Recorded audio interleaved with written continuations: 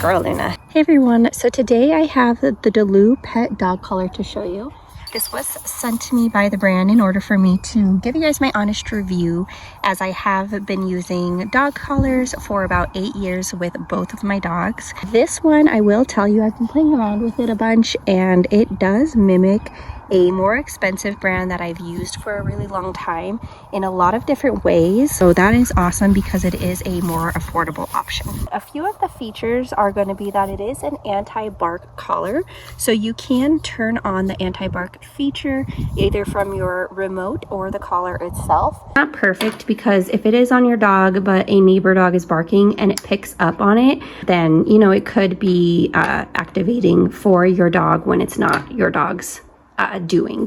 So that is something to keep in mind, but I just want to show you guys, right now I have it on the vibrate and the tone. Sensitivity is on 5 right now, and so I'm just going to bark into this and show you guys what it does.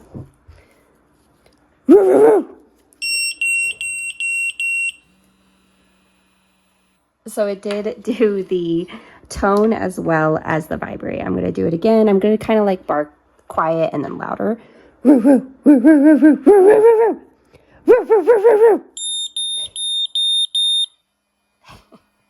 So there you have it. That's how the anti-bark feature works. So it has a light on the collar itself. So I am in my dark closet, and as you can see, this light is super duper bright.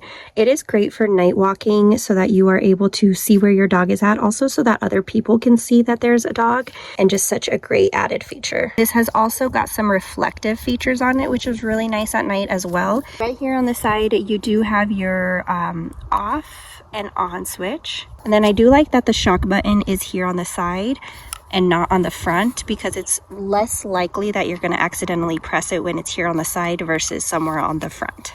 So I just want to show you the different displays with this remote now that you can see it. So what I really like is that you're going to have the different displays on both the collar as well as the handheld remote, and you can change the modes on either one of these. So it does have a mode button here, so you can change it on here as well as on here. So you can change it based on if you want the vibrate, if you want the shock and the vibrate, as well as the anti-bark. This is the sensitivity on here, so you can change it on both, which is really, really nice. And then here's a closer look up of the back of it button, and it comes out of that little speaker right there. It's pretty loud. And then you have the power button as well as the mode button, your charging port, and then this is where you put the prongs, and of course they have the longer ones as well. Luna is shorter haired, but if you have a longer hair dog like Ollie, I would use the longer prongs on him just to reach his skin. To change the intensity of any of your modes, you do have to press this down and hold it. So I really love that because you're not going to accidentally change it. Each tone is different, so it just gets higher and higher pitched. And it's super customizable, so if you need a dog that needs a high pitch, but you want your vibrate super low, you can do that. You can do a lower pitch sound, different vibrate intensities. So this is the lowest. And as you can see, that's pretty strong. And then this is gonna be the highest, which is 3. And then, you know, you do have the different intensities for the shock as well. This does go up all the way to 99. I don't really ever use it, so I just kind of keep it low. So it is super customizable. I do wish that the charging port was protected. However, that's not the biggest deal in the world. You just don't get it wet. All right, so I'm gonna do my best to show you guys the efficiency, as they are pretty well trained.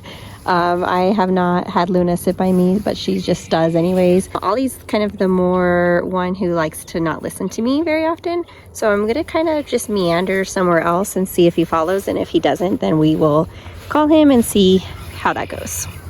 All right, so I'm gonna start backing up and see how they do. And I'm actually gonna use the tone just to get them both over here. So I'm not going to call them. I'm just going to go ahead and use the tone. So it is on Ollie, but Luna came running right away, and then Ollie is shortly behind her. Good girl, Luna. So Ollie, again, he doesn't really listen. So I'm going to use the vibrate and see if he comes. So as you can see, he's shaking his head, so he does definitely feel it. And he's just a little slower, but he does end up coming.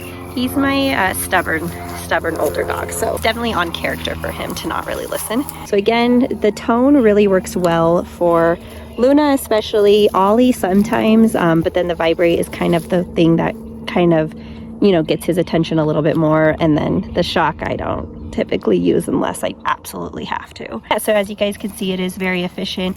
I was able to hear that beep from all the way over here. I like to use dog collars as a way of insurance.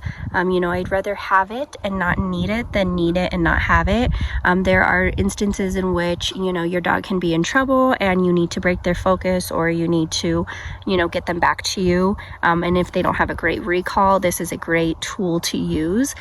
Just like with any dog collar, it's important not to abuse the fact that you have a collar on them, and really just to use it only as a tool to get them to focus on, you know, the task at hand. But overall, you guys, this is a great affordable option that has a ton of different features. It has that anti-bark collar, it has the flashlight, it has the different modes, the 2 different displays. There are a ton of great features packed into this dog collar, and I would highly recommend it if you are a more seasoned dog training collar user and want some more features within your dog collar. I wouldn't say that this is the best option for a beginner, just because there are so many different customizable options to this, and it might get a little bit confusing or overwhelming. But I would say that this is a great one if you have been using dog training collars and are more well versed in knowing how to use them.